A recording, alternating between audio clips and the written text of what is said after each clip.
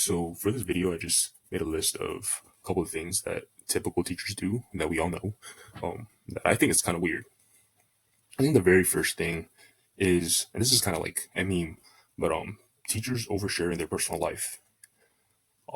Yeah, I remember as a kid, like there'd be some teachers that just spend like the first week sharing about their life, and I was like why are we wasting our school days doing this? And back in the day, like you weren't allowed to use your phone and stuff. Or we don't have phones, and so but like nowadays, I feel like kids will be on their Chromebooks and like playing games anyway. So like, if the teacher is lecturing, they actually do enjoy that because they get to kind of like do nothing and like scroll on their TikToks or their Instagrams on their Chromebooks or whatever devices they're allowed to use. But I just thought it was really weird.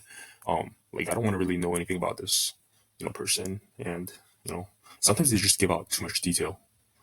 Um, and my perspective as a teacher, I would not want to share my personal information. I don't want them to find my social media and stuff like that, which I thought was also really weird. That like I remember as a kid, like teachers would add students in social media. You know, I think legally you have to wait until they graduate or something, but like I just found that really weird when I was a kid, and that was super common.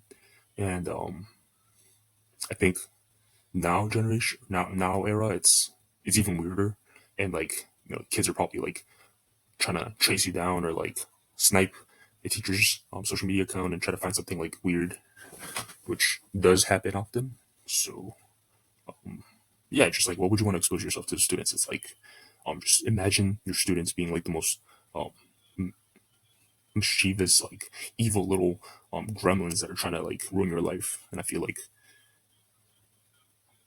you just don't want to share your information. They're not all like that all the time, but you just don't want to overshare. I just think that's a weird dynamic.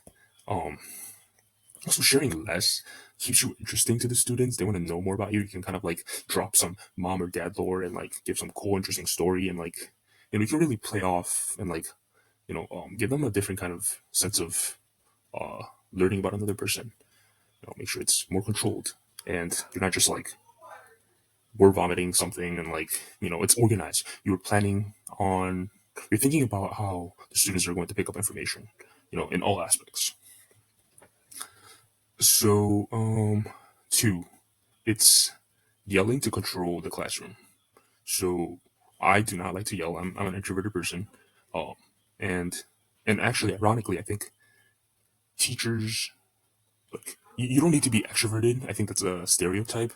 Yeah, I think it is a natural environment which you might shine, but how I see it is like being a teacher is more of an introverted job because you're the adult there. So that means you're kind of being that adult figure that helps them get recognized or heard, or feel like they're being heard. And so I think because of that need, I think being a teacher is more of an introverted job, and you should just sometimes just being there and then listen to the students. I think it's what they need. But in terms of like being loud,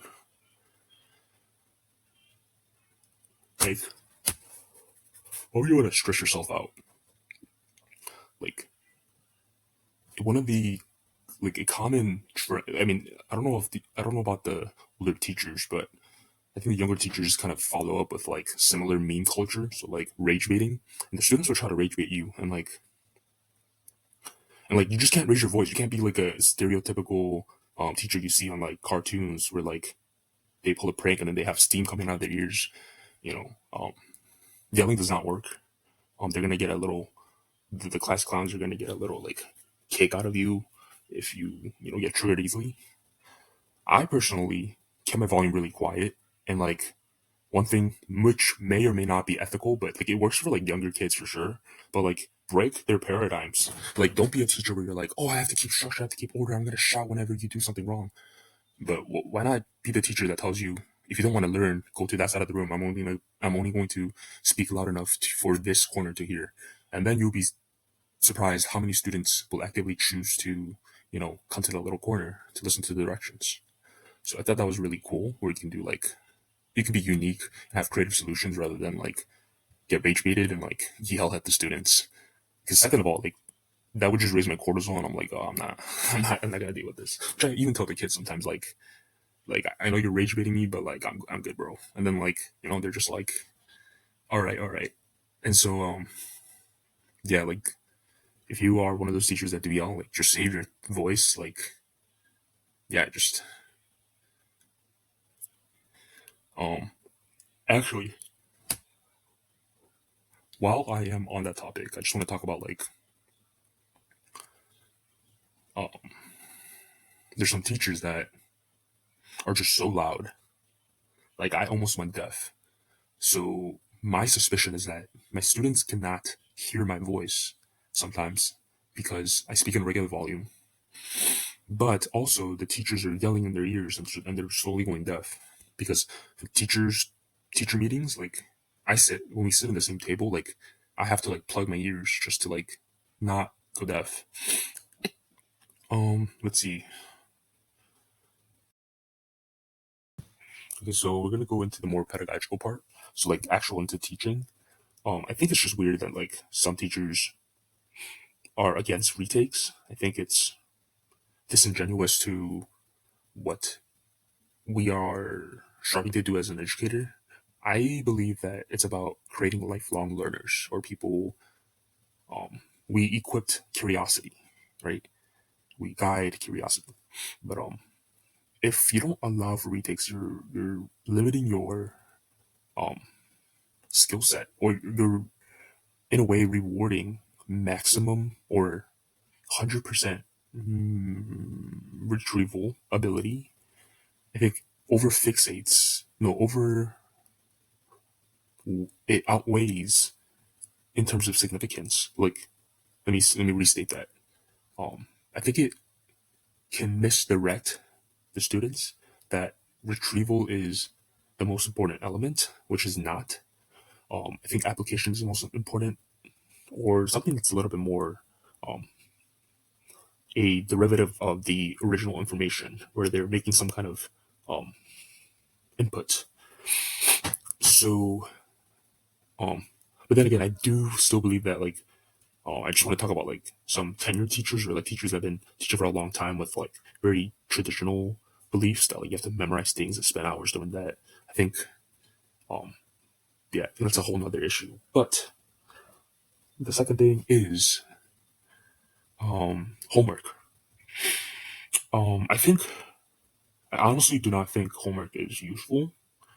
Um, especially in high school because well, it depends on like how your schedule is set up. But if you have like at least for the middle schools and elementary and high school that I went to, like you need one of every subject, like in English, math, science, or social studies class. And what's significant about that is you get exposure every single day, which is not going to outweigh the significance of some of the classes that you are taking. So, for example, like in block schedules, or like in college, you might have like math once or twice a week, versus some classes it might be three times a week. Some classes might be like not even, it's like once a week. So like that really changes like how much emphasis or like exposure and frequency we get per week and per month, and how much time we kind of allocate into those classes. But in like traditional classes, I think it just makes more sense to just not have homework because you already get maximum frequency. And like the quote where like bad practice actually, yeah, going off the quote, practice makes perfect. I think just practicing to do bad is just um perfecting making mistakes, which you don't want to get the students into a habit of doing that. And so and also a lot of them don't, if you assign it, they don't do it intentionally. I think where in the other way around, if you keep the default be no homework, and you do mention that like you have extra practice questions where like some of them might be a little bit more difficult. I think it's a optimal efficacious approach where the students would want to take a challenge by to impress themselves, to impress others, which might also create like competition a little bit, and it makes it a little bit more exciting. And it's not really homework; it's practice. It's intentional learning. they already did the skill, and now you just kind of make little fun questions or harder questions where they can kind of challenge themselves without a grade. Um, yeah, it would just be a practice and just a way for them to kind of challenge themselves. Um, it goes to students that want to make an effort, and so teachers don't have to waste their times grading meaningless um, assignments, and they don't have to do meaningless assignments. So I think it desensitizes or resensitizes or undesensitizes the students from just getting low quality work, which is really bad habit to pick up. And it's disingenuous to their performance because on the test they're gonna adopt these skills. Okay, and last conventional things that I dislike is directly in the English realm, but um having to read books. I mean, I think there's a disproportionate um emphasis in general English. I think it's better now where like most schools have a separate category where it's about speaking, discussion level stuff. Because in the beginning, even during my time, which I'm pretty young, um, English was like, or language arts, or whatever your school called it, was classified as like a reading score, comprehension skill score, and a writing score, which is also very like simple, where it was emphasis on spelling and grammar, and for the reading it was like comprehension level, which is all the surface level stuff, which during that grade it makes sense. But I don't. It just makes sense that like you do need to do the thing do those things, but um I think it's just dumb if that's the bulk focus. I think it's actually the first layer. It's the first, yeah, it's the first layer. It should take like the basic information. It should take like 10 seconds, and then as you kind of go up the layers, you should be spending more time prioritizing. Percentage wise, like layer one, you might spend 1%, and then layer two, you might spend 10%, and then layer three, you might spend 90% of your time.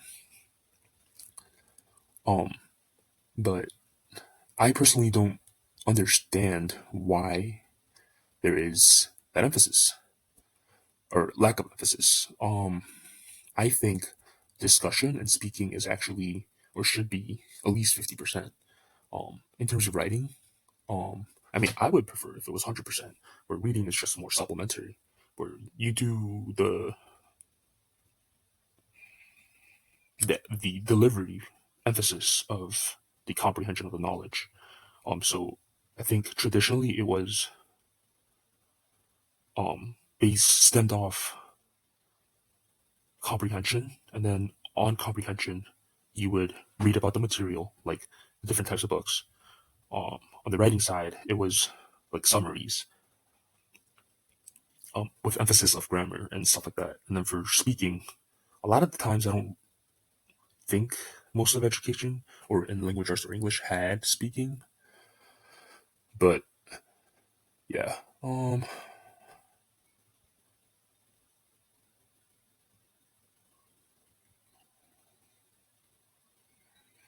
it would the modern interpretation or the modern emphasis would be in the context of delivery, which is communication based or on the speaking listening side, and would have minor infusion using writing and reading elements as a stepping stone